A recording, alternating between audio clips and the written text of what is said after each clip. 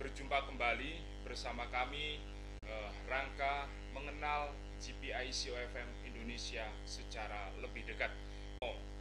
Fridus OFM, terima kasih atas kesempatan dan waktu yang diberikan Romo untuk kami semua. Hari ini kita akan melanjutkan episode sebelumnya. Jadi sebelumnya kita sudah mendapat penggambaran yang begitu jelas, rapi, sistematis, terstruktur dan sangat rinci dari Romo Fridus bagaimana GPIC lahir di dalam tubuh Gereja Katolik.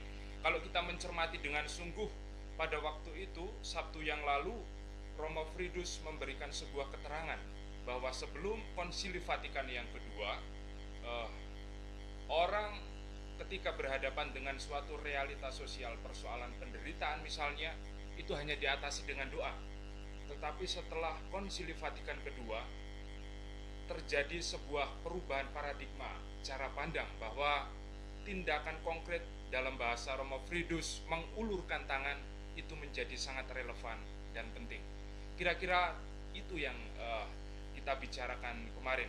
Mungkin terkait dengan hal ini yang akan menjadi pokok bahasan kita pada malam hari ini, yaitu bagaimana lahirnya GPIC OFM itu.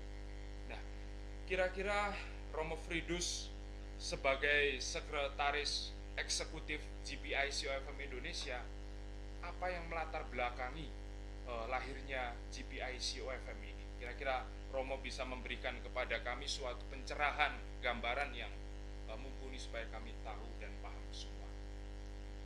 Baik, terima kasih Frater Wahyu. Para saudari dan saudara, sebelum saya masuk kepada pertanyaan dari Frater tadi, saya ingin menegaskan kembali kepada kita bahwa pembaharuan yang dibawa oleh Konsili Vatikan kedua memberikan pengaruh yang besar juga dalam konteks hidup bakti seluruhnya. Dalam arti ternyata Konsili Vatikan kedua memberikan pembaharuan terkait dengan hidup religius itu sendiri. Nah, ketika Konsili Vatikan II selesai, maka semua ordo religius itu mengadakan pembaharuan dalam tubuh tarekat mereka masing-masing. Gerakan yang muncul saat itu ialah bagaimana setiap tarekat itu ingin kembali kepada dasar spiritualitas mereka, yakni pada Injil Kristus itu sendiri, sambil juga diperhadapkan dengan situasi konkret yang ada. Dan setelah Konsili Vatikan kedua, masing-masing tarekat juga mulai mempertanyakan karya-karya klasik mereka. Dan yang paling penting pada saat itu ialah bagaimana refleksi terkait dengan situasi keadilan perdamaian itu dimasukkan menjadi bagian integral dari spiritualitas tarekat masing-masing. Maka di situ mulai diperlihatkan bagaimana perhatian terhadap orang miskin, perhatian terhadap situasi kekerasan di dunia juga menjadi bagian yang tak terpisahkan dari spiritualitas masing-masing tarekat itu. Nah, dari situ kita kemudian akan melihat bagaimana Ordo Saudara-saudara Dina OFM itu sendiri menanggapi seruan pembaharuan dari Konsili Vatikan kedua itu. Nah, berbicara tentang GPIC, keadilan perdamaian dan keutuhan ciptaan bagi Ordo Saudara-saudara Dina atau OFM, dasarnya sudah dalam diri Santo Fransiskus itu sendiri, ya, yang merupakan pendiri dari Ordo itu sendiri. Kalau kita perhatikan riwayat hidup Santo Fransiskus, di sana sangat jelas kelihatan bagaimana aspek keadilan perdamaian dan keutuhan ciptaan itu sungguh-sungguh sudah dihidupi oleh Santo Fransiskus sendiri. Kita mendengar bagaimana Santo Fransiskus merangkul, merawat orang kusta, orang yang disingkirkan pada masyarakatnya. Bagaimana kita dengar juga kisah bagaimana Santo Fransiskus di tengah perang salib dia pergi berjumpa tanpa membawa senjata dengan Sultan Malik Al-Kanun. Dan kita masih ingat juga dalam riwayat Fransiskus bagaimana relasi Fransiskus dengan Allah. Dia memanggil makhluk-makhluk di luar manusia itu juga sebagai saudara, sebagai saudari. Bagaimana dia, Santo Fransiskus itu berkhotbah terhadap burung-burung misalnya. Ini spiritualitas yang sangat luar biasa. Nah, setelah Konsili Vatikan kedua, ordo kita, ordo Fransiskan, OFM terutama, mulai melihat kembali kekayaan spiritualitasnya itu dan diperhadapkan dengan tanda-tanda zaman yang ada. Dan di situ sudah mulai diperlihatkan kepada gereja juga dalam tubuh ordo sendiri bagaimana spirit GPIC, keadilan, perdamaian, dan keutuhan ciptaan itu terus-menerus berkembang. Dan perkembangan terkait dengan aspek ini sangat kelihatan dalam aneka sidang pleno ordo, dalam kapitel-kapitel ordo sendiri. Dan di situ kelihatan dari tahap demi tahap mengalami perkembangan yang sangat luar biasa terkait dengan pemahaman dan juga terkait dengan penghayatan spiritualitas GPIC itu sendiri dalam ordo. Ada aneka macam kesempatan pertemuan kapitel dan saya tidak menyebutkan di sini satu persatu. Hanya ada dua momen penting yang saya mau ceritakan sedikit, misalnya kapitel Jenderal Ordo tahun 2009 itu ya. Di kapitel itu sudah kelihatan sekali bagaimana ada kemajuan dalam ordo OFM sendiri terkait dengan prioritas pada GPIC itu sendiri. Di mana dalam kapitel itu GPIC ditempatkan sebagai mandat yang dipercayakan kepada persaudaraan untuk diwujudkan. Dan kapitel menetapkan 6 prioritas penting terkait dengan bidang GPIC itu. Yang pertama, memajukan nilai-nilai GPIC yang bersumber pada spiritualitas Fransiskan dalam pendidikan awal dan juga dalam bina lanjut.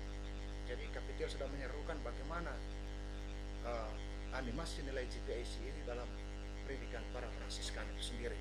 Dan poin yang kedua, di sini ordo diminta untuk melakukan instrumen pembedaan roh untuk introspeksi berkaitan dengan pola hidup para saudara yang berdampak pada ciptaan, terutama terkait dengan isu-isu perubahan iklim misalnya, dan juga terkait dengan keadilan ekologis.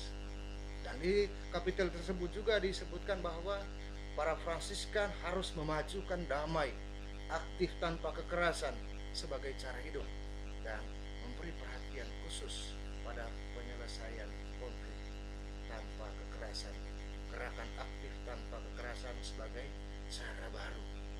Dan poin yang berikut dikatakan di situ bahwa memberi perhatian khusus pada mereka yang terpinggirkan, memperhatikan dan membiasakan pemanfaatan sumber-sumber alam dan ekonomi secara etis. Dan yang paling penting lagi, kapitel ini memandatkan supaya diadakan kursus GPIC di Universitas Pontifical Antoniano.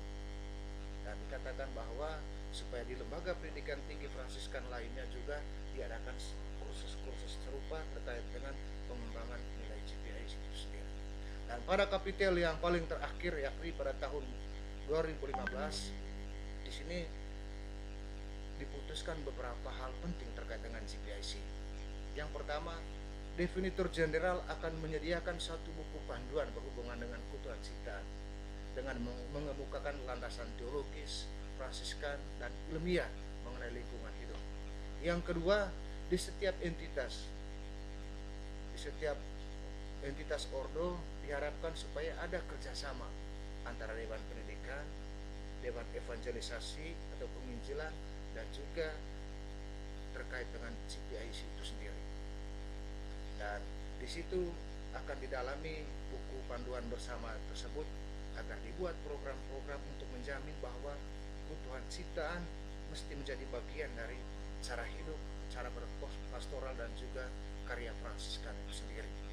Poin yang ketiga ialah kapitel juga menegaskan bahwa supaya para saudara memiliki kepedulian pada lingkungan hidup dan juga harus diintegrasikan dalam setiap karya para Fransiskan. Nah, bagi saya dari setiap pertemuan dan setiap kapitel sidang pleno itu diperlihatkan pertama-tama bahwa bagaimana ordo OFM ini memperhatikan sungguh-sungguh ciri eklesial dari tarekat itu sendiri, bahwa pembaruan yang dibawa oleh Konsili Vatikan kedua ditanggapi dengan sungguh-sungguh oleh ordo sendiri untuk memberikan pembaruan terhadap tarekat itu sendiri. Lalu di samping itu saya melihat juga bagaimana konsistensi dan keberlanjutan dari tahun ke tahun, dari aneka pertemuan ke pertemuan berikutnya, Ordo secara konsisten untuk memikirkan, merefleksikan, dan juga mendiskusikan bersama terkait dengan aspek GPIC itu sendiri. Yang kemudian akhirnya pada tahun 1980 didirikanlah Komisi GPIC di tingkat Ordo OFM itu sendiri pada tahun 1980 ya. Nah, Komisi GPIC OFM ini sendiri tujuannya pertama-tama dia membantu Minister Jenderal dan Definitorial ya dalam menganimasi dan juga mengkoordinasi semua hal yang berkaitan dengan GPIC dalam Ordo itu sendiri. Dan semua itu kembali pada sumbernya konstitusi kita ya, dan juga keputusan-keputusan kapitel dan juga sidang-sidang pleno dalam Ordo. Selain tujuan, ditetapkan juga di situ apa yang mesti menjadi tugas dari komisi ini. Yang pertama, tugasnya memastikan bahwa GPIC itu menjadi bagian dari hidup dan juga pelayanan Ordo. Dan juga ditekankan di sini bagaimana kerjasama dari sekretariat formasi, sekretariat penginjilan, dan juga terkait dengan sekretariat GPIC itu sendiri ya. Dan tugas yang kedua ialah menuntun para saudara mengenai hal-hal yang berkaitan dengan GPIC. Itu jelas ya, tujuannya, tugasnya yang harus dibuat oleh komisi ini. Adapun struktur dari komisi GPIC dalam level Ordo kita, yang pertama itu di tingkat general ada sekretariat GPIC Ordo ya. Nah, dalam sekretariat GPIC Ordo ini sendiri di dalamnya ada sekretaris, ada asistennya, dan juga ada para definitor jenderal yang ditugaskan khusus untuk memperhatikan bidang ini. Lalu selain sekretaris ada juga Dewan Internasional. Nah, Dewan Internasional ini anggotanya pertama sekretaris GPIC Ordo, yang kedua definitor jenderal, dan juga ada para animator di masing-masing konferensi dalam Ordo ini. Seperti itu. Lalu di samping itu ada juga komite animasi khusus, badan khusus yang bertugas untuk memberikan animasi kepada seluruh Ordo ini. Dan dalam komite animasi itu ada sekretaris GPIC, ada definitor jenderal, ada asisten, dan juga ada 4 orang yang dipilih dari tiap-tiap benua di mana OFM itu hadir. Nah, di samping itu juga di tingkat-tingkat konferensi ada dia punya entitas sendirinya juga terkait dengan GPIC-nya, yang dimana di dalamnya itu anggotanya terdiri dari komisi yang terdiri dari anggota dari provinsi yang terkait dengan konferensi itu. Lalu ditunjukkan seorang ketua khusus yang menjadi koordinator. Dan sementara di tingkat provinsi masing-masing diminta supaya semua juga ada komisi GPIC disertai dengan animatornya masing-masing. Nah, itu sedikit gambaran umum bagaimana sejarah GPIC ini dalam Ordo OFM pada umumnya. Demikian. Ya. Terima kasih Romo Fridus, saudara-saudari yang terkasih, suatu penggambaran yang sangat jelas dan menarik. Di situ terlihat suatu gradasi, suatu perubahan yang sangat halus ya. Bagaimana GPIC sebagaimana diterangkan Romo Fridus pada minggu yang lalu itu lahir dari semangat hidup Yesus Kristus sendiri, sehingga Romo Fridus waktu itu mengatakan GPIC, keadilan, perdamaian, dan keutuhan ciptaan bukanlah sesuatu yang ditambahkan ke dalam tubuh gereja, bukan sesuatu yang baru, tetapi sudah dihidupi sejak awal. Dan kemudian setelah Konsili Vatikan kedua, Romo Fridus tadi mengatakan setiap ordo, setiap serikat, setiap kongregasi mulai menginternalisasikan, mulai mengejawantakan, mulai mewujudkan, mulai mengaplikasikan nilai-nilai GPIC di dalam serikat, kongregasi, dan ordo masing-masing. Secara khusus karena hari ini kita berbicara tentang GPIC OFM, Romo Fridus tadi mengatakan GPIC OFM salah satu sumbernya selain berpegang pada semangat Yesus Kristus, tetapi juga berpedoman pada semangat hidup Santo Fransiskus dari Asisi. Terima kasih Romo Fridus atas penggambaran yang sangat luar biasa ini. Kemudian di dalam diri saya muncul suatu pertanyaan yang sempat saya dengar, tetapi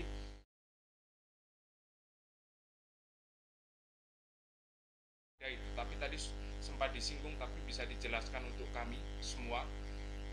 Dikatakan bahwa GPIC itu menjadi semacam DNA bagi OFM, bagi para saudara Dina, bagi para Fransiskan. Itu maksudnya bagaimana? Terima kasih Frater Wahyu, pertanyaan yang sangat menarik dan sangat luar biasa.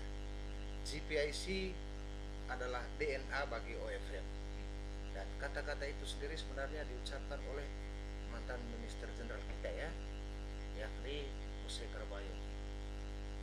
Pada saat dia memberikan laporan kepada Kapitel Jenderal tahun 2009, dia mengatakan itu bahwa GPIC harus menjadi DNA bagi Ordo OFM. Dan kita tahu bahwa yang namanya DNA itu apa sebenarnya? DNA itu adalah anasir genetik ya, yang memberikan ciri khas dan unik dari setiap pribadi manusia. Dan dalam konteks pemahaman seperti itu, ketika dikatakan bahwa GPIC menjadi DNA bagi OFM, jelas bahwa nilai keadilan, perdamaian dan keutuhan ciptaan harus menjadi sesuatu yang mengkhaskan Fransiskan sendiri ya. Jadi di sini mau ditekankan bahwa sebenarnya bagi OFM itu sendiri, GPIC itu sebagai cara hidup sebenarnya ya. Aneka perkumpulan nilai, tidak lihat lagi sebagai utamanya sebagai lembaga yang dengan tadi saya sudah katakan bagaimana dia strukturnya sangat jelas. Tapi bukan itu yang utama. Tapi yang paling penting ialah bahwa GPIC itu adalah nilai-nilai yang seperti yang saya katakan minggu lalu, nilai Alkitabiah, nilai-nilai kerajaan Allah yang harus dihidupi ya, terutama dalam konteks ini oleh para Fransiskan. Maka kemudian ketika GPIC menjadi DNA, nanti kita akan lihat bahwa sebenarnya nanti kemanapun para Fransiskan itu sendiri, bahwa nilai itu selalu dihidupi, selalu dikembangkan, dan juga selalu diwartakan kemanapun mereka pergi. Dan bidang karya apapun yang para Fransiskan jalankan, itu sudah menjadi khas dalam kehidupan setiap saudara OFM itu, bahwa selalu memperjuangkan keadilan, selalu memberikan dan juga mewartakan perdamaian dan perhatian terhadap lingkungan, kerusakan lingkungan, bagaimana menjaga melestarikan lingkungan, itu sudah harus menjadi bagian integral dari cara hidup Fransiskan. Jadi seperti itu. Ya. Terima kasih Romo Fridus sudah memberikan keterangan bagaimana GPIC menjadi semacam DNA, menjadi semacam cara hidup yang sudah mendarah daging bagi para saudara Dina. Dan satu hal lagi yang ingin saya tanyakan sebelum beranjak ke keterangan selanjutnya terkait GPIC OFM. Tadi Romo Fridus sempat menyinggung bagaimana proses menginternalisasi, menghidupi, mengejawantahkan nilai-nilai GPIC di dalam tubuh Ordo Saudara-saudara Dina ini melibatkan 3 kawanan, saya menyebutnya begitu. Ada yang di bagian evangelisasi, penginjilan, kemudian bagian formasi, pendidikan, dan GPIC itu sendiri. Kira-kira Romo Fridus selaku Sekretaris Eksekutif GPIC OFM Indonesia bagaimana melihat ketiga roh ini, ketiga penggerak ini, sehingga bisa berkolaborasi satu dengan yang lain, sehingga bisa berjalan bersama-sama dalam rangka mengejawantahkan nilai-nilai GPIC. Baik, terima kasih di pertanyaan yang bagus, tapi memang juga pertanyaan tidak mudah ya. Jadi sebenarnya kalau kita sudah lihat bagaimana statement dari Minister Jenderal tadi ya, bahwa GPIC itu sebagai DNA, maka kita melihat di sini bagaimana nilai-nilai GPIC itu sebagai nilai yang harus dihidupi oleh para saudara. Maka dalam konteks ini memang ketika Sekretariat Formasi Penginjilan dan juga GPIC itu bekerja bersama, maka di sini kita akan melihat nanti bagaimana proses penanaman nilai itu dan juga proses perwujudannya dalam penginjilan nanti akan semakin jelas ya. Dan poin yang paling penting di sini ialah sebenarnya bagaimana tugas menganimasi ini ya. Di dalam konteks kita juga saat ini sedang siaran langsung ini ya. Saya kira ini juga bagian dari upaya kita dari Sekretariat GPIC UFM Indonesia juga dalam rangka menganimasi ya. Kita mewartakan nilai itu dan mudah-mudahan nilai yang kita wartakan saat ini nanti bukan sekedar pengetahuan tetapi juga dihayati dan dihidupi oleh para pendengar kita pada sore hari ini. Dalam konteks itu, bahwa sebagai nilai memang spirit GPIC ini harus ditanamkan sungguh-sungguh, dianimasi, artinya supaya menjadi roh, menjadi spirit dari setiap para Fransiskan itu. Dan oleh sebab itu maka sangat tepat kalau seandainya memang Sekretariat Formasi digandeng dan juga bekerja sama dalam hal ini ya, sehingga dari sejak awal para Fransiskan termasuk mulai dari postulan sampai kepada bina lanjut, nah, nilai ini terus menerus ditanamkan. Nah, demikian juga dalam konteks penginjilan ya. Kemudian ketika penginjilan kan bukan hanya sekedar bagaimana orang berkhotbah, bagaimana orang menangani karya, tetapi juga penginjilan itu adalah bagaimana orang menghidupi spiritualitas Fransiskan itu sendiri, yang tidak lain adalah nilai-nilai GPIC ada di dalamnya. Maka dalam konteks tadi, penginjilan Fransiskan menjadi ciri khasnya. Penginjilan kita adalah bagaimana menyentuh 3 poin penting ini, yakni keadilan, perdamaian, dan keutuhan cipta. Maka penginjilan Fransiskan harus ada ciri khas corak khusus terkait dengan 3 nilai penting ini, yakni keadilan, perdamaian, dan keutuhan cipta. Demikian, ya. Brother. Terima kasih Romo Fridus. 2 pertanyaan sudah dijawab dengan sangat baik dan memuaskan. Selanjutnya saya ingin memberikan lagi kesempatan kepada Romo Fridus terkait dengan materi GPIC UFM yang akan dibawakan ini untuk di-sharekan, untuk dibagikan, untuk di-sharingkan kepada saudara-saudari dimanapun Anda berada. Saya memberikan kesempatan lagi, barangkali tadi ada sesuatu yang terlewatkan, ada sesuatu yang ingin disampaikan lagi untuk menggenapi, untuk semakin memperdalam tema kita pada hari ini yang ingin mengenal lebih dekat GPIC UFM. Terima kasih Brother Wahyu. Kita tadi baru menjelaskan bagaimana GPIC UFM secara keseluruhan ya. Nah, pada kesempatan ini juga saya akan men-sharingkan sedikit bagaimana GPIC UFM Indonesia itu sendiri ya. Jadi sebenarnya terkait dengan GPIC di Indonesia sendiri sudah mulai muncul dan nampak sebenarnya tidak jauh setelah 3 tahun dari bentuknya Komisi GPIC UFM Ordo pada umumnya ya. Sekitar mulai tahun 80-an Indonesia juga sudah mulai itu. Nah, pada tahap-tahap awal memang fokus perhatian Ordo ialah perihal animasi. Jadi saudara-saudara yang dipercayakan untuk membidani terkait dengan GPIC di Indonesia memang fokus tahun awal itu tahun 80-an, sekitar 83, 84 itu gimana menganimasi para saudara dengan nilai-nilai GPIC yang sudah dibagikan dari jenderal kita. Maka dari tahun awal tahun 80-an sampai tahun 89, tahun 98 terutama ya, sampai tahun 98 memang fokus GPIC UFM Indonesia terutama pada hal animasi itu tadi ya. Ada dokumen-dokumen terkait GPIC diberikan dari Generalat, kemudian diterjemahkan, lalu dibagikan kepada para saudara.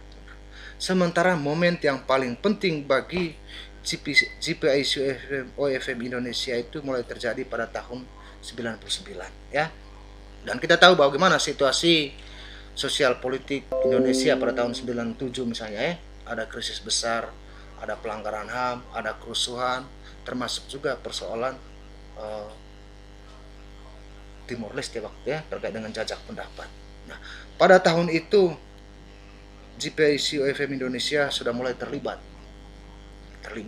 terkait dengan masyarakat di Timor Leste, terutama membantu para pengungsi ya yang pro integrasi waktu itu ya. Nah, di saat itu GPIC UFM Indonesia membantu orang-orang yang lari dari Timor Leste itu yang ada di Timur Barat.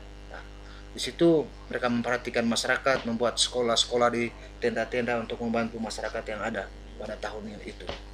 Dan di tahun 99 juga GPIC UFM Indonesia melahirkan Areopagus baru ya, dalam karyanya juga yang terkait dengan aspek GPIC itu dengan lahirnya pastoral ekologi yang khas waktu itu di Flores ya, yang sekarang kita kenal dengan namanya ekopastoral itu.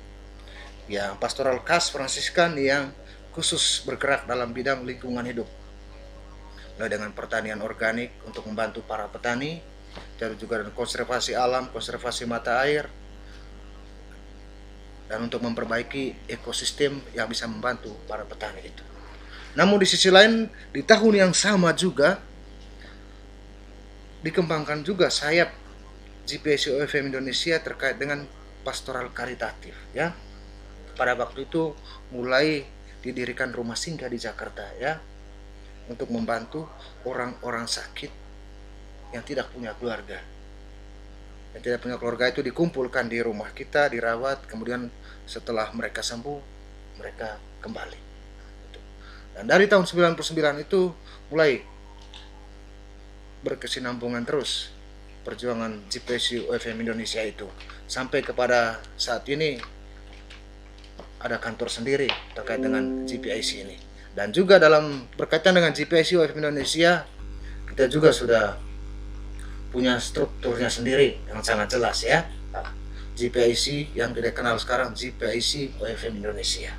Nah, adapun visi dari GPIC OFM Indonesia ialah pemulihan hak asasi dan martabat manusia serta seluruh makhluk ciptaan dalam keutuhan dan keadilan demi perdamaian universal berdasarkan spiritualitas Santo Fransiskus dari Assisi. Jelas itu visinya ya. Sementara misinya yang pertama, memajukan keadilan, perdamaian dan keutuhan ciptaan dengan memperkenalkan dan menyebarluaskan spiritualitas Fransiskus Assisi sebagai suatu cara berada baru, serta terlibat aktif dalam membangun kebersamaan hidup, bekerja sama dengan semua orang yang berkehendak baik, dan membela kepentingan kemanusiaan demi keadilan sosial bagi seluruh rakyat Indonesia. Itu misi yang pertama. Misi yang kedua ialah terlibat aktif dalam semangat dialog dan kerjasama, memajukan pemahaman dan kesadaran akan hak serta martabat manusia dan keutuhan ciptaan demi kesejahteraan bersama. Sementara misi yang ketiga yakni mendorong dan menganimasi para pengikut Santo Fransiskus dari Assisi untuk terlibat aktif mewujudkan keadilan, perdamaian, keutuhan ciptaan sebagai cara hidup dan juga cara berada baru. Nah, ini visi dan misi GPIC OFM Indonesia. Lalu terkait dengan visi dan misi itu juga di dalam GPIC OFM Indonesia sudah dibagi dalam bidang-bidang. Nah, bidang yang pertama adalah bidang animasi. Nah, bidang animasi itu yang dilakukan di sana ialah pertama-tama menyediakan bahan-bahan animasi dalam bidang GPIC, baik itu untuk kalangan internal ordo maupun juga untuk masyarakat umum. Itu tugas pertama. Tugas yang kedua ialah menyelenggarakan kegiatan pencerahan berupa retret, rekoleksi, kursus lokakarya, diskusi, dan seminar, baik yang diprogramkan oleh GPI sendiri maupun berdasarkan permintaan dari pihak lain yang bertemakan GPIC itu sendiri. Nah, tugas yang ketiga ialah menyediakan teks-teks atau bahan-bahan liturgi dengan tema-tema GPIC, baik itu untuk kegiatan tertentu maupun sebagai bahan baku liturgi GPIC ya. Dan yang berikut, menyediakan bahan-bahan atau materi-materi pencerahan atau sosialisasi untuk kalangan umum yang berhubungan dengan nilai-nilai GPIC itu sendiri dan berkaitan dengan isu aktual yang sedang ditangani oleh GPIC kita. Lalu menerjemahkan bahan-bahan yang diedarkan GPIC Ordo atau lembaga-lembaga lain yang berkecimpung dalam GPIC untuk disebarluaskan, baik di kalangan internal maupun juga untuk kalangan umum. Lalu menerbitkan karya-karya berupa buku, brosur, audiovisual tentang tema-tema yang berhubungan dengan GPIC. Jadi seperti yang saya katakan tadi, yang kita buat sekarang ini juga sedang melaksanakan fungsi untuk menganimasi ya, melalui audiovisual yang kita buat ini. Lalu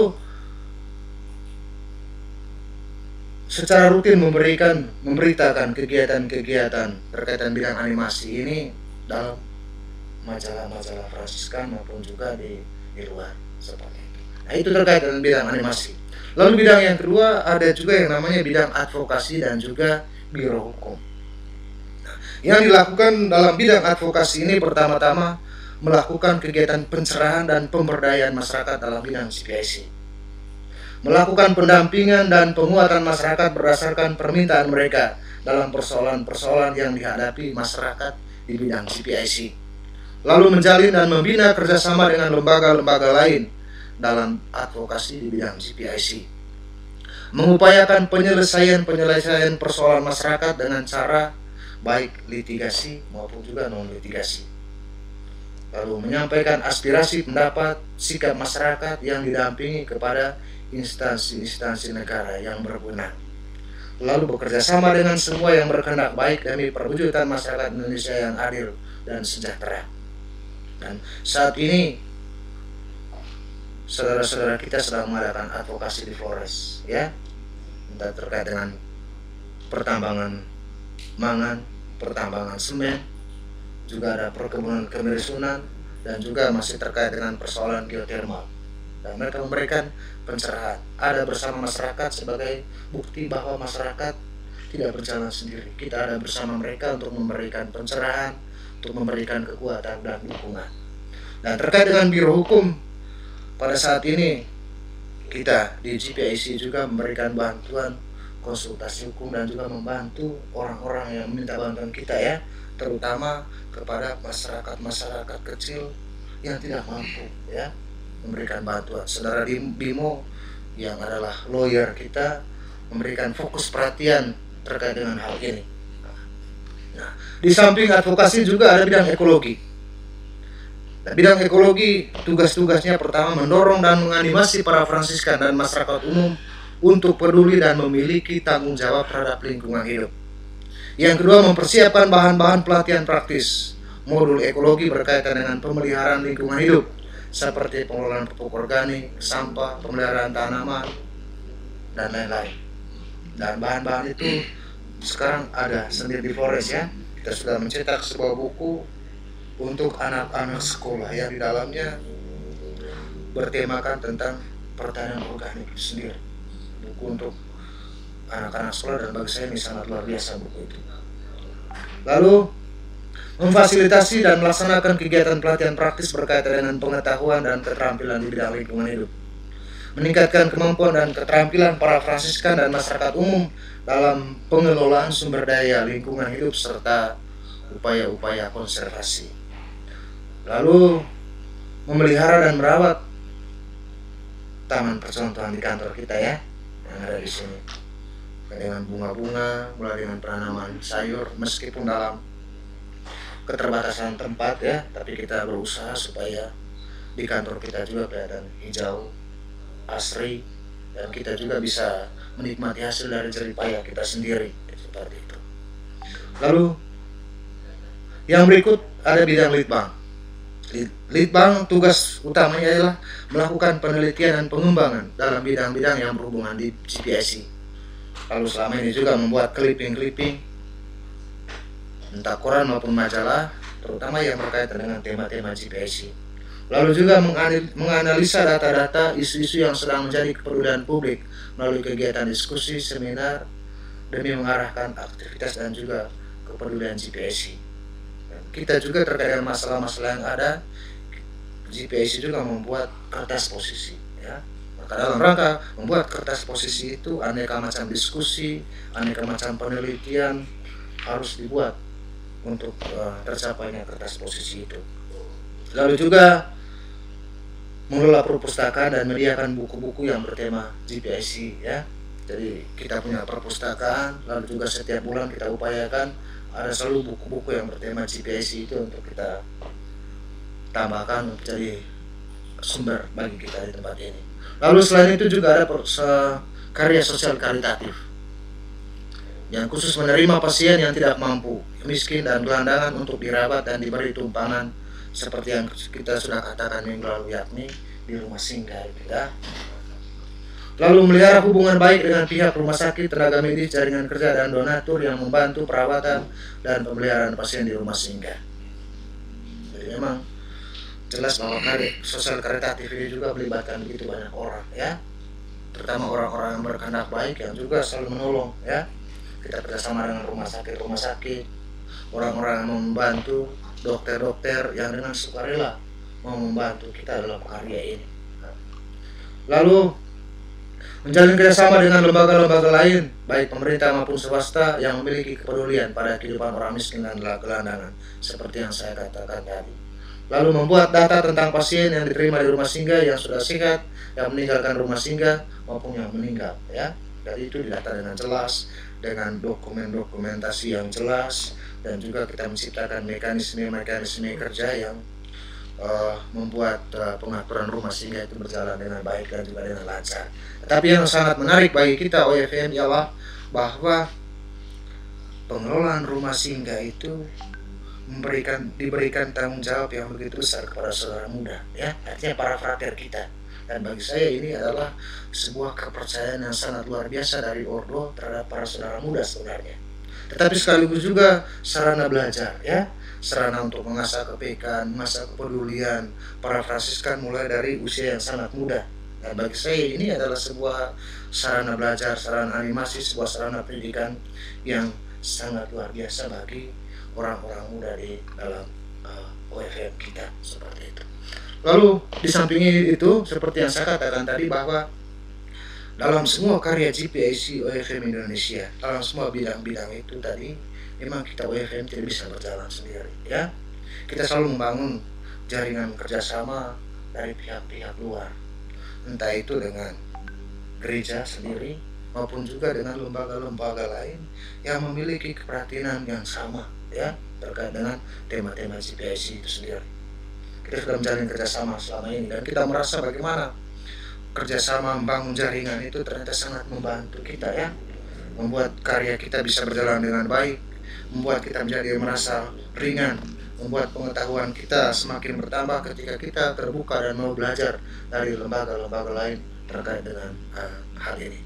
Demikian, Frater, bisa saya tambahkan. Ya, terima kasih Romo Fridus. Rupanya setelah mendengar keterangan dari Romo Fridus, penjelasan yang sangat bagus ini, kemudian kita menjadi berpikir rupanya GPIC OFM itu luar biasa. Kemudian secara khusus bagaimana GPIC OFM Indonesia menghayati nilai-nilai keadilan, perdamaian, dan keutuhan ciptaan itu rupanya implementasinya juga sangat banyak dan sangat detail. Tadi kita melihat, mendengar bagaimana Romo Fridus menceritakan bahwa nilai-nilai itu semua, nilai-nilai keadilan, perdamaian, keutuhan ciptaan itu dilakukan oleh banyak saudara yang terlibat di situ. Ada yang terlibat di bidang animasi, ada yang di bidang advokasi dan biro hukum, ada yang di bidang ekologi, ada yang di bidang litbang, sosial karitatif, atau rumah singgah yang sudah dikelola dengan sangat baik dan memuaskan itu. Nah, itu sangat kompleks dan tentunya harus ada kerjasama menurut Romo Fridus ini tadi. Nah, satu hal yang menjadi pertanyaan di dalam diri saya, kira-kira GPIC OFM ini kan sebuah DNA, ya, sebuah cara hidup yang kemudian diimplementasikan dengan banyak hal itu tadi. Bagaimana banyak hal aspek-aspek ini tadi, mulai dari animasi, advokasi, biro hukum, ekologi, litbang, sosial karitatif, rumah singgah itu sampai sekarang kok masih bisa bertahan. Itu sebenarnya rahasianya apa, Romo? Kira-kira yang membuat bisa bertahan kemudian secara konsisten terus berjalan, bahkan Romo Alsis, Romo Bimo, dan para Romo Fransiskan yang ada di Flores sedang mengadvokasi, sedang berlangsung juga. Itu kira-kira apa semangat yang mendasari sehingga semuanya itu bisa berjalan? Baik, ini pertanyaan yang sangat luar biasa sekaligus pertanyaan yang sangat menantang, ya. Jadi pertama-tama, sebagaimana yang saya katakan dalam pertemuan awal, ya, bahwa kita berbicara tentang GPIC, kita tidak bisa pertama-tama harus melihat lembaganya, ya. Kita tidak bisa melihat bahwa ini bagian dari lembaga, ini adalah satu jenis karya. Tetapi pertama-tama memang harus dilihat dalam konteks nilai, ya. Seperti yang saya katakan tadi bahwa GPIC adalah nilai Injil, nilai Alkitabiah. Dan kita para Fransiskan sebagai religius memang kita mengkaulkan nilai Injil juga ya, dalam bentuk 3 kaul yang kita hayat itu, yakni ketaatan tanpa milik dan juga dalam kemurnian. Maka ke dalam penghayatan ketiga kaul ini memang nilai-nilai GPIC itu juga dihidupi, dihayati dan juga diwartakan oleh para saudara. Maka ketika kita mengikrarkan nilai Injili, maka memang kita juga mengikrarkan nilai-nilai GPIC yang tidak lain juga dan nilai Injili ini sendiri. Yang berikut menurut saya sangat menarik ialah bagaimana kekayaan yang kita timba sendiri dari spiritualitas Santo Fransiskus ya. Dan bagi saya bagaimana spiritualitas Fransiskus itu selalu up to date ya, artinya selalu dari zaman ke zaman apa yang nilai yang dihidupi dan dinyatakan oleh Santo Fransiskus itu selalu menjemput pengalaman zaman ya, seperti selalu kontekstual. Dan dalam konteks sekarang ini ketika Paus Fransiskus memilih bapak spiritualnya itu Santo Fransiskus dari Assisi, bagi saya ini merupakan suatu kesempatan yang sangat luar biasa bagi kita OFM sendiri ya. Bagaimana Santo Fransiskus telah mewariskan nilai-nilai yang sangat luar biasa, termasuk nilai GPIC itu bagi kita. Dan itu mengapa para Fransiskan itu konsisten. Bagaimana para Fransiskan itu selalu melanjuti terus-menerus seperti yang kita lihat dari sidang pleno ke sidang pleno, dari kapitel ke kapitel tadi itu secara konsisten hidup itu, karena itu sudah diwariskan oleh Santo Fransiskus, dimandatkan oleh Santo Fransiskus kepada kita yang tidak lain adalah mandat nilai Injil yang diterima oleh sendiri dari Santo Fransiskus sendiri, dari Tuhan Yesus Kristus itu sendiri. Dan yang paling penting bagi saya saudara Wahyu ialah bagaimana kembali soal menekankan GPS itu sendiri sebagai DNA, sebagai cara hidup itu sendiri ya. Jadi tidak pertama-tama memandang GPS itu sebagai sebuah lembaga dalam OFM itu sendiri ya, tapi sama seperti nilai-nilai lain yang menjadi khas identitas Fransiskan seperti nilai doa dan devosi, persaudaraan, misi penginjilan. Demikian juga dengan nilai GPS itu sendiri ya, yang harus dihidupi, yang harus menjadi cara hidup, yang menjadi ciri khas dari setiap saudara itu sendiri. Dan yang paling penting bagi saya ialah bagaimana para pimpinan dalam konteks Indonesia provinsial, definitor, karena itu mereka itu adalah animator utama sebenarnya terkait dengan GPIC itu sendiri ya. Jadi kantor GPIC ini sebenarnya adalah membantu minister provinsial sebenarnya dengan bersama dewannya itu untuk menganimasi para saudara terkait dengan nilai GPIC itu sendiri terhadap seluruh, entah dalam internal ordo maupun juga kepada masyarakat umum di luar. Dan pimpinan ini bersama dewannya punya tanggung jawab yang sangat besar bagaimana menjaga api semangat GPIC ini sendiri, dan bagaimana menganimasi semua saudara mulai dari pendidikan awal sampai kepada bina lanjut sampai pada ongoing formation, supaya nilai-nilai ini terus menerus diupayakan, terus menerus dijadikan roh bagi setiap orang, sehingga kemudian nanti kemanapun apapun jenis karya yang ditangani oleh para Fransiskan OFM Indonesia, misalnya di paroki, di panti asuhan, di sekolah-sekolah, maka nanti harus secara eksplisit dilihat di sana bagaimana aspek-aspek itu dihayati dan diwartakan dalam setiap karya yang ditangani oleh para saudara. Dan yang paling penting bagi saya untuk kesinambungan spiritualitas GPIC dalam tarekat kita yang harus ditekankan ialah perihal animasinya itu sendiri. Itu yang penting. Maka kita jelas dari kapitel ke kapitel, baik itu di tingkat generalat ordo kita maupun di provinsi Indonesia, ditekankan bagaimana caranya supaya nilai-nilai GPIC itu ditanamkan sejak pendidikan awal, animasi internal ordo. Maka tugas kita pada malam hari ini juga kita sudah mulai ini ya. Mudah-mudahan ini juga nanti akan ada pelajaran GPIC untuk para frater kita mulai dari postulan sampai ke penabine lanjut. Dengan itu nanti para saudara sungguh-sungguh mengalami proses internalisasi dan juga inkorporasi dalam diri setiap saudara terkait dengan nilai-nilai GPIC. Maka ketika proses animasi ini berjalan, maka kita sangat yakin sampai kapanpun spiritualitas GPIC ini pasti akan tetap dipertahankan, malah akan dikembangkan terus-menerus dari tahun ke tahun.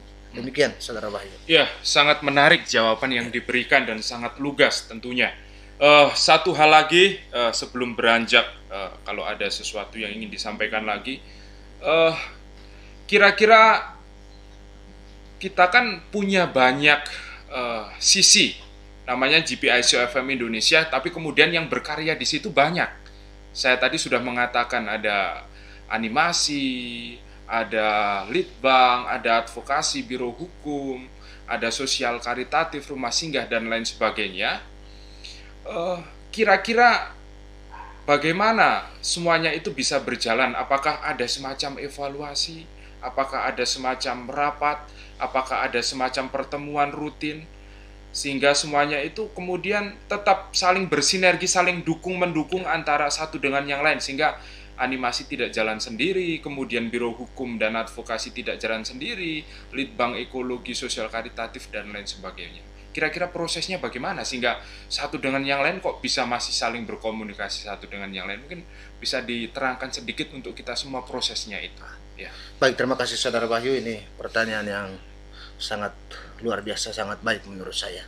Jadi GPIC OFM itu baik di tingkat generalat maupun di Indonesia punya sistem dan mekanisme kerja sendiri, ya. Dan sistem mekanisme kerjanya itu jelas dalam 3 poin. Pertama itu melihat, yang kedua menilai, dan yang ketiga itu bertindak, ya. Nah, melihat itu terkait dengan bagaimana situasi aktual yang ada di sekitar kita sekarang sedang terjadi apa. Itu kita tergantung dari kepekaan kita untuk melihatnya. Lalu yang kedua menilai. Menilai ini dalam proses belajar bersama, melalui diskusi apa yang harus kita buat, dan sampai kepada nanti ialah bagaimana kita bertindak. Kita buat satu terhadap situasi seperti ini. Maka untuk dalam konteks cara kerja yang demikian, memang kita punya sistem yang teratur dan jelas, ya. Kita punya rapat mingguan, ya. Rapat mingguan itu kita menilai apa yang di samping kita diskusi apa yang terjadi di sekitar kita sebagai tanda-tanda zaman. Kita juga mengevaluasi apa yang telah kita kerjakan 1 minggu yang sudah lewat ini. Makanya setiap hari Senin jam 2 siang itu kita rapat bersama untuk mengevaluasi, menilai, sekali juga merancang apa yang kita kerjakan berikutnya.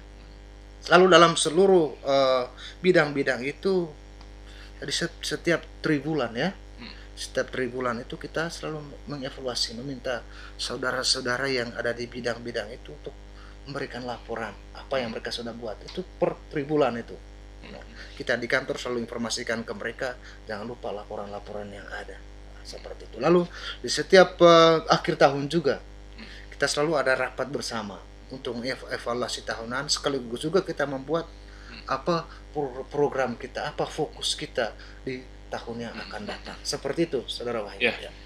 Terima kasih Romo Fridus. Rupanya masih ada pertanyaan dari peserta yang mengikuti kita secara live. Akan saya buka. Ini ada pertanyaan. Apakah GPIC OFM memiliki jaringan di Ende? Saya kira Romo Fridus pernah menjadi pastor rekan di paroki Kuruboko, kemudian menjadi pastor paroki di paroki Airamu. Nah, mungkin ini juga ada pengalaman khusus ini. Ada pertanyaan, apakah GPIC OFM memiliki jaringan di Ende? Ini pertanyaan ini muncul dari di peserta yang ikut di Instagram, ya. Nah, itu tolong dijawab. Nah, baik, terima kasih atas pertanyaan ini. Kurang lebih 6 tahun, ya, saya berkarya di Keuskupan Agung Ende, terutama di Kevikepan Bejawa. Dan ketika saya ditugaskan di sana, saya dipercayakan untuk menjadi eh, sekretaris GPIC Kuskupan Ende, di mana kami ketika ada masalah juga turun ke sosialisasi ke masyarakat, memberikan animasi terkait dengan tema-tema GPIC. Kurang lebih 5 tahun saya jalankan itu. Dan ketika saya pindah ke sini, baru berapa hari yang lalu ya, saya telepon Romo Perno yang sekarang menjadi ketua GPIC Kuskupan Agung Ende. Dan dalam diskusi saya itu saya katakan kepada beliau bahwa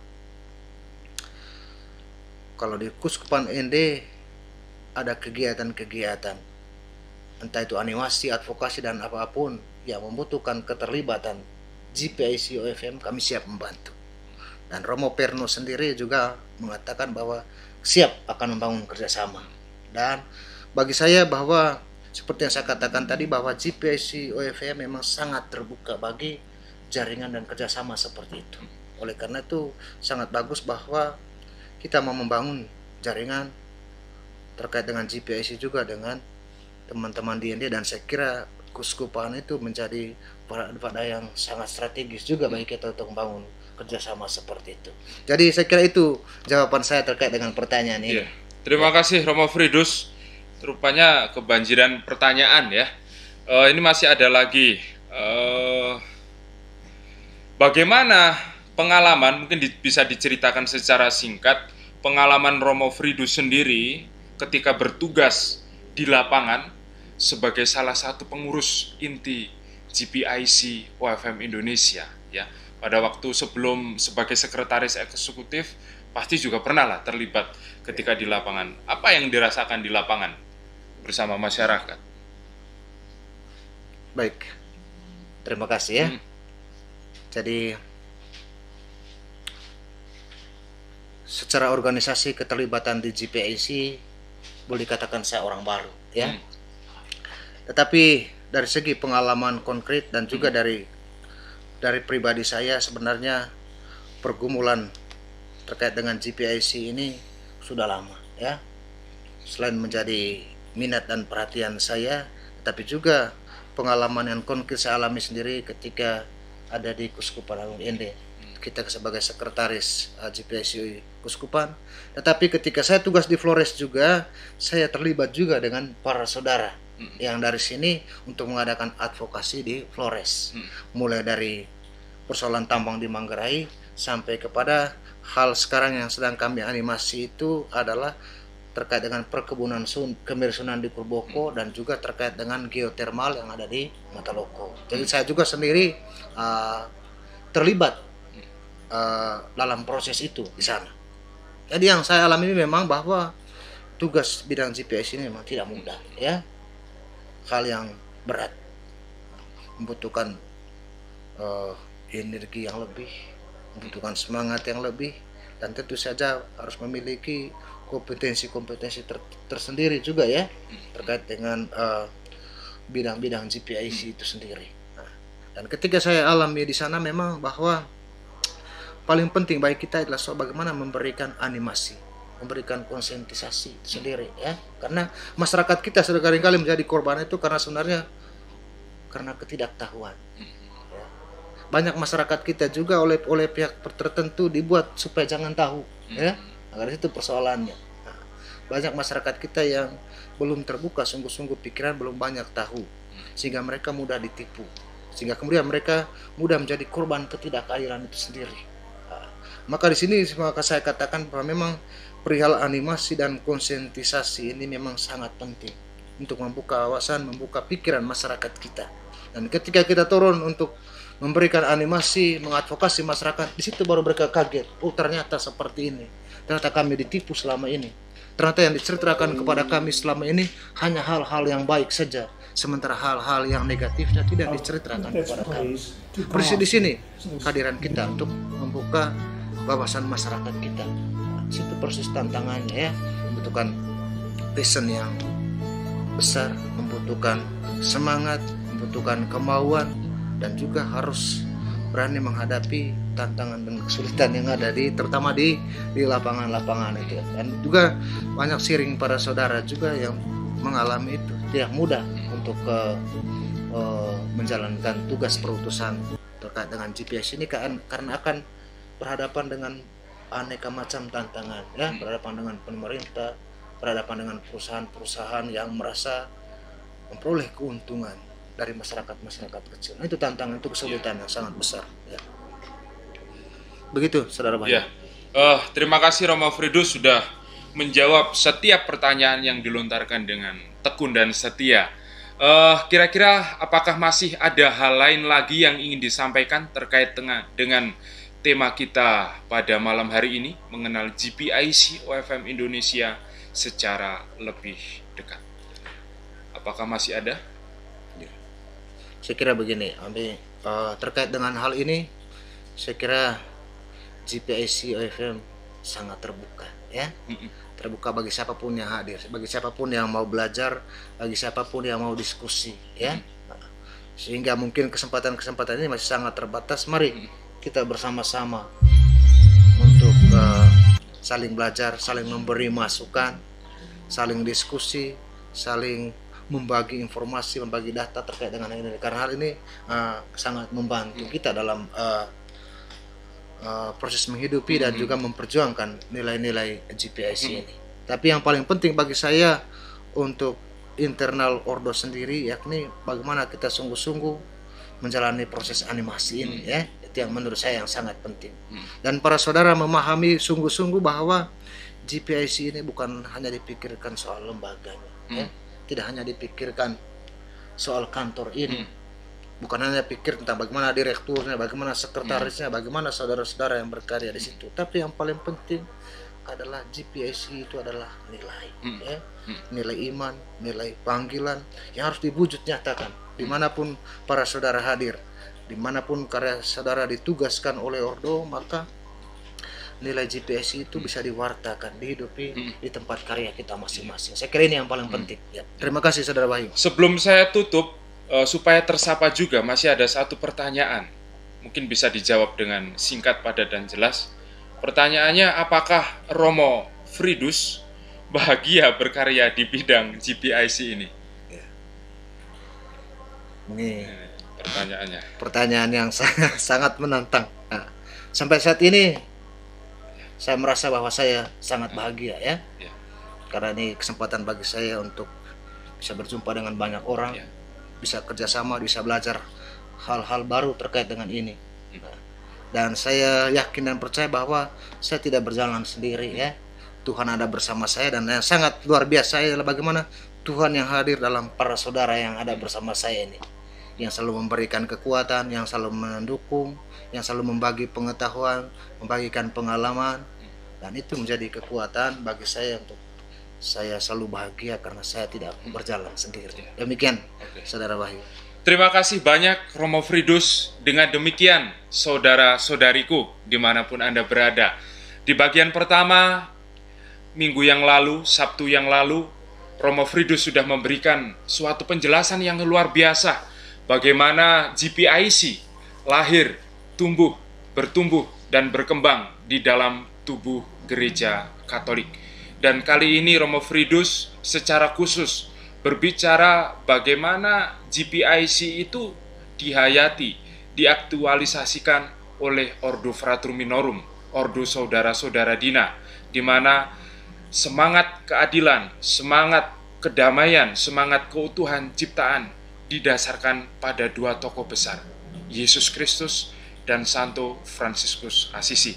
Selain itu kita juga sudah mendengar berbagai macam sharing dari Romo Fridus tentang organisasi, pelayanan, aktualisasi, animasi, advokasi, litbang, sosial karitatif, dan lain sebagainya, dan lain sebagainya.